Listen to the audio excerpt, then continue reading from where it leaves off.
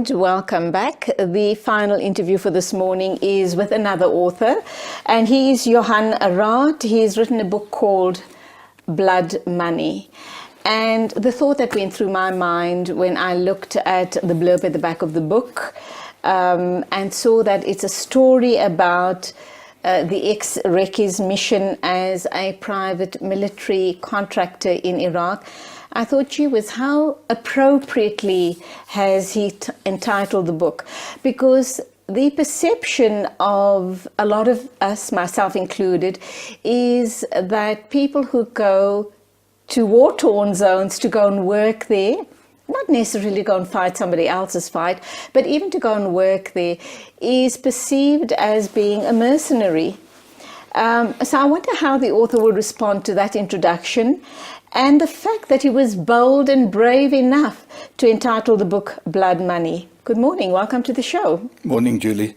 Thanks for the opportunity. Yes, first of all, the title Blood Money, I chose specifically to get the type of response that you've got now. The problem is, in our industry, a lot of people think that we are mercenaries and we run after wars and we are there to kill people, so on and so forth. But it's actually the opposite. 90% of the time you get contracted to protect people. And in the execution of your duty, sometimes, you have to defend your own life against wrongdoers in the Middle East, against hardcore terrorists. And therefore, there is a blood connection. And of course, we've seen a lot of blood. There was a lot of suicide bombings.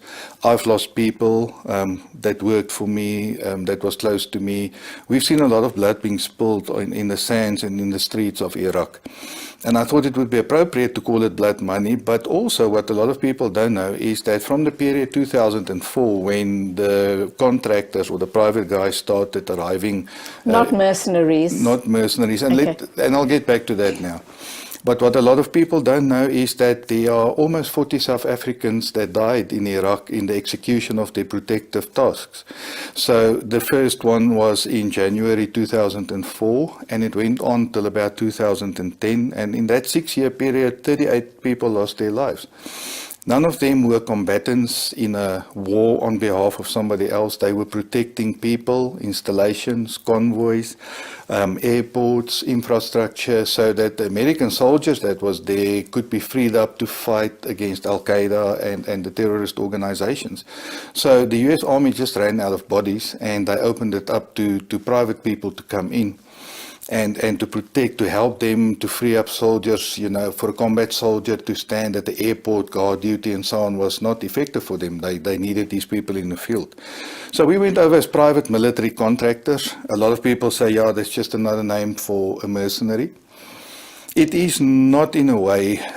We are trained soldiers, ex-soldiers, and we've worked all over the globe in conflict zones. And there's a very thin line between a mercenary or being branded a mercenary and a private military contractor. And the thin line is if you go to fight somebody else's war on behalf of them, then you could be branded as a mercenary. And there's a 1989 UN Resolution Act that will prevent you from doing it. You can land in trouble, you can be prosecuted by certain countries and authorities. But if you do protective work, if the country or the organization that you work for is not sanctioned by the UN or by the Americans or by your own country or the African Union, if you work in Africa, if they give their blessing, then it's fine. You're a private military contractor. But you have no doubt that the diehards would still insist that you're a mercenary. And you're okay with that. You'd live with it, wouldn't you? As much as you'll defend your position. It does bother me a little bit because, we really went out there to protect lives, good lives, and not only foreign lives, but Iraqis. We saved a lot of lives by protecting them, by teaching them to protect themselves, by training them, by mentoring them. So in this particular instance, it will be difficult for me to accept the mercenary tag. Maybe in things that we've done in the past in Africa, where you've worked with African governments, perhaps. But in this particular instance and in this book, we did good, and we were private military contractors dictators, and we saved lives. We were there to save lives. We saved a lot of lives, and we paid with our own blood to save these lives. So in this instance, I'm a private military All contractor. right, I'll grant you that for Thank the you. purposes of this interview. Thank you. Obviously, all of that is contained in the book. Yes. You also spoke a little while ago about, obviously, Al-Qaeda, and the word terrorist came up as well. How do you, as a white South African, having lived in Iraq for that many years, see the situation? I'm trying to get a sense or a perspective of an outsider looking in to the issue of supposed terrorists in the Middle East. Yes. Different people view it differently depending on, which side of the coin you want to look at the problem. Correct. So how did you view it? And would you still kind of go out and say that they are terrorists? Or a lot of people look at Muslims and just throw a blanket and make a blanket statement, oh, they're all terrorists, which plays out in daily life all around the world.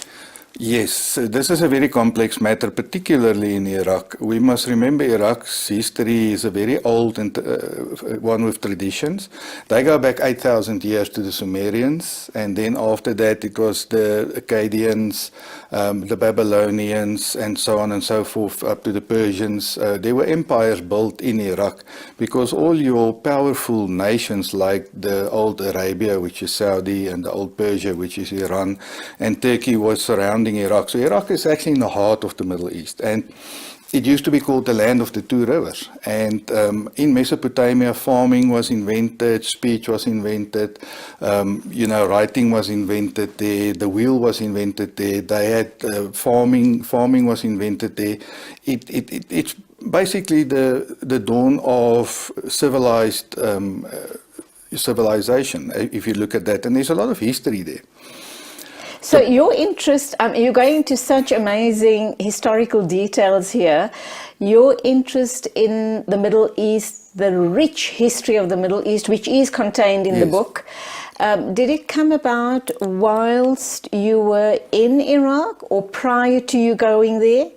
Because there are a lot of military personnel from all over the world, which you indicate in your book, that are there taking care and guarding foreign personnel, engineers, etc., people who are rebuilding the infrastructure in that part of the world after the fall of Saddam Hussein and after the wars. So they're there to protect those people so that you can have a lively, thriving city once again. But I'm sure not all of them have gone in to study the history and come out with the book. No, unfortunately not. And that's where the ignorance come in. So when I went there, I was there for 2 weeks, and I was in an attack where we were ambushed, and we were very lucky to survive it. And that was a Al-Qaeda hardcore element that attacked us. So I made it the point to learn, to see now who's who here, what organizations are there. And there was quite a lot of so-called terror organizations, but we must also remember one man's terrorist is another man's freedom fighter. So, so I realized that there are people there that was desperate, not necessarily Al-Qaeda, but there was freedom fighters and groups, Sunnis specifically, that was ousted when Saddam fell, and that was left out of the political process by the new government, which was the majority Shia, and they were supported by Iran. And so I understood that they were disillusioned, and they were not included in the political process. So to me, they were not really terrorists. They were freedom fighters, and they were fighting for their own cause. And I made a lot of friends, Muslim friends, Sunni, Shia, Turks. I met a lot of Iranians, Kurdish people. I've traveled Saudi, I've traveled to UAE, Kuwait. I love that part of the world, and I've got really good friends there. And 98% of them are all getting along, and they live in peace, and they coexist. So unfortunately, there's just that 1 or 2% that always is very militant, and they interpret things their own way, and they use it to put fear in the nation. But so I learned about the terrorist organizations and the freedom organizations and everybody. The problem is they were all angry at the Americans, really. Because they overthrew Saddam, and they didn't include everybody in the political process. But a lot of that influence came out of Iran. Iran influenced the whole process after the fall of Saddam Hussein, unfortunately. And they really marginalized the Sunnis and the Kurds. And because of that... created havoc in that part of the world. But it's more complex than just that, isn't it? There are lots of other splinter groups. Yes. But let's go for an ad break. When we come back, we're going to talk about what you've contained about that scenario in the book and anything else of interest. 100%. I am talking to Johan Raath. He's written the book called Blood Money, and his time over 14 years? 14 years in the Middle East as not a mercenary. He's outlined that for us very succinctly, but as an ex-recce, taking care or protecting engineers in that part of the world. Stay with us. We're going for an ad break.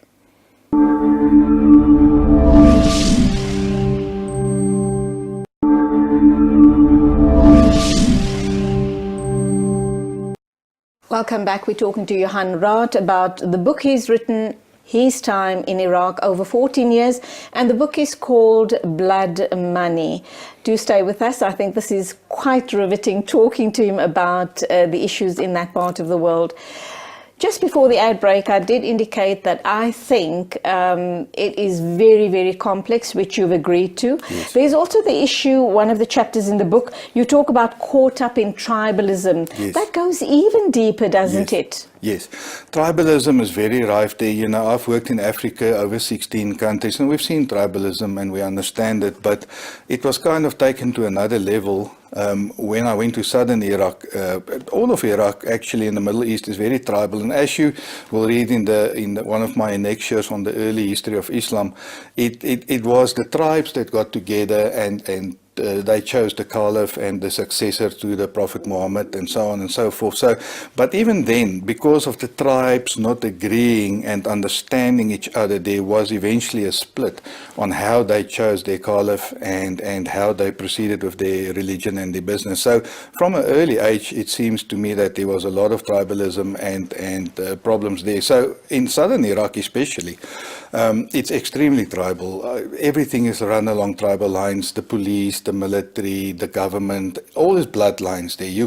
If you're a nobody, if you're not born into a certain bloodline, and even if you perform at school or university and with the military, you will probably not get anywhere because the officers and the decision makers and the governors all have to come from a certain bloodline. So that makes things very difficult. And then within our workforce, we had tribalism where we had lots of gods. And we had to be very careful to balance it so that you haven't got too many from one tribe or another, because they will marginalize the few that are not from that tribe. But if you take a whole lot from the same tribe, they hold you hostage sometimes because they will demand certain things or a pay raise or somebody is sick. And, so what you have to do is you have to balance your force. You get a few of this tribe, a few of this tribe, a few of this tribe, like I did in the south there. I have to balance my force. So it's very delicate, and all of them has got their different ways of looking at each other. So, as I said... and of course, we're talking the situation in Iraq post Saddam Hussein's toppling. But it's not only about Muslims. There's a lot of non-Muslim Iraqis as well. That's correct. Christian, etc. Yes. Iraq is roughly more or less 50% Shia, about 30% Sunni, then you've got about 20% Kurds. There used to be quite a lot of Christians, but a lot of them left now, especially in latter years when ISIS came in and they started persecuting them. There are Yazidis, and there are all sorts of different religions in the country. And as I say, there's such a rich culture there and history on religion that it's worth studying it. The ruins of Babylon and all those things are there. But a lot of those people got marginalized, and unfortunately either by the terrorists that are hardcore believers in a certain way of interpreting their faith, or by the government. And the government of the day currently, even to this day, are very... they don't include the Sunnis, they don't include the Kurds, the Christians they leave alone. There's not so many left, but... So lots of politics playing out as we speak. Yes. You talk about a normal day in the life of Iraq. Yes. It's a chapter in your book. Yes. What does it look like? First, we had to get to grips with the nature. We had to grip with sandstorms. We had to learn about flies. Now, I've seen flies in Cairo and I've seen flies everywhere, but I've never seen as many flies like I did in Iraq. And then, of course, the heat. It gets very hot there, especially on the Saudi-Kuwait border where the temperature is regularly into the 50s. So there was a lot to get to grips with, especially the Brits battled with the heat. A lot of them couldn't handle it. They're not used to it. The South Africans did very well. And I must say, throughout these 14 years here, the South Africans was very well received by the locals. It doesn't matter from what tribe or from what form of religion they were coming, but it's as if they received us better. And there's a few reasons for that. Firstly, we were not part of the coalition forces that overthrew or ever waged war in their country. We're not American or British or Canadian or Australian or so on. There's a lot of resentment towards Americans especially. Well, they loved him because, you know, the majority of the people wanted to see the back of Saddam Hussein, and the Americans helped him to achieve it. But after that, a lot of them will say they've got bad feelings towards the Americans, yet a lot of them tried to get green cards and move to America. So it's a 50-50, I would say. But anyway, so we are also experienced in Africa working with indigenous forces, and I think it was easier for the South Africans to adapt. We handled the heat better. We were not part of coalition forces. We could work with indigenous people, and they took to us. Just a funny little story I can tell you. When we got there, one of the Iraqis came to me one day. So we were a team, South Africans, Americans, and Brits. And he came to me, he said to me, Mister, these Americans and British people, they speak very funny English. We cannot understand them. And I started laughing because English is not my first language. Right. And England and America is only English, but they couldn't understand them because the accent, and also they spoke to them at a level that they thought was the same as their colleges and their universities and stuff. So English is not my first language. I said to him, yeah, well, I'm in the same boat as you. But he said, we understand you South Africans. And I think it's because we speak a more primitive form of language, English, especially the Afrikaans guys. And we take more time and we work with hands and we make sure they understand. Primitive. I would suggest not as sophisticated, perhaps. As sophisticated. But be that as it may, the book, everything you're talking about this morning on the show is all contained in the book. Yes. Why did you decide to write the book, and whom did you think was going to read the book? I wanted to write a memoir for my children and grandchildren and the generations to follow to understand what we did, because our work is shrouded in secrecy. And not a lot of people talk about it, and yet we do important work. In Iraq, we helped them to build the infrastructure, we helped them to build clinics, hospitals, to develop their oil fields, to keep it safe, to train their people, to train their military. We were very involved with all these things. So we did good. In my eyes, we did good. And I wrote it as a memoir for the generations to follow. And then a lot of the guys said to me, well, nobody's ever written about our work, especially from a South African point of view, and not in Iraq anyways. Why don't you turn it into a book? So I mulled the idea around, and I spoke to some publishers, and I ended up with Jonathan Ball Publishers, and they were very interested. They said they were waiting 14 years for such a opportunity for somebody to speak up, because guys have been working in Iraq and Afghanistan forever. And then, of course, there's places like Libya and Somalia, so on and so forth. So this was the first book on that. And since now, there's been a second book written by one of my colleagues. And so I encourage people to start telling their stories, because these are stories, it's information that will be lost if we don't document it. So that's how the whole thing came about. It was supposed to be a memoir, but then I was encouraged to make it into a book. And I'm sure you've had different types of responses and reactions to the book. You published, and the book is in all the bookstores. What are people telling you? And have you actually sent these copies to Iraq? Have you had any feedback from the Iraqis themselves? Yes, I have sent copies there, and it's also available on Kindle in an e-version from Amazon and Takealot and so on, and a lot of them bought it and read it, and especially the ones that worked with me and that know me and my friends, which I've got many of. I've really got good friends that I formed good deep friendships there. They read it and they were very complimentary on it, because I never choose sides on the religion side of it, I'm very neutral. All I do is I highlight what happened with us, what I've learned, and what I've seen in this country. And I haven't had any bad feedback from any of my Muslim friends or anybody from Lebanon, the UAE, from Iraq, and in Saudi. I've also got a few people that read it, and they're all very happy with it. How many books have you sold? I don't know. The publishers we're now on the third print. It's gone very well. They are happy with it. It's a good number of thousand, but yeah, I'm not sure. We are still waiting. It's only been 6 months, so they're still reconciling it and contacting bookstores and see who's got what stock. But I know they had to reprint it twice already, so I'm very grateful.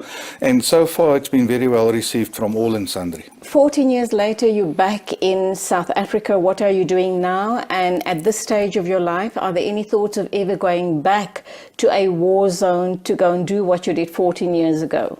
No, I've been doing this kind of work in the private military contracting for 20 years. Prior to that, I was in the military. I've sustained a lot of injuries, and also in Iraq, I had to get some surgeries and operations done.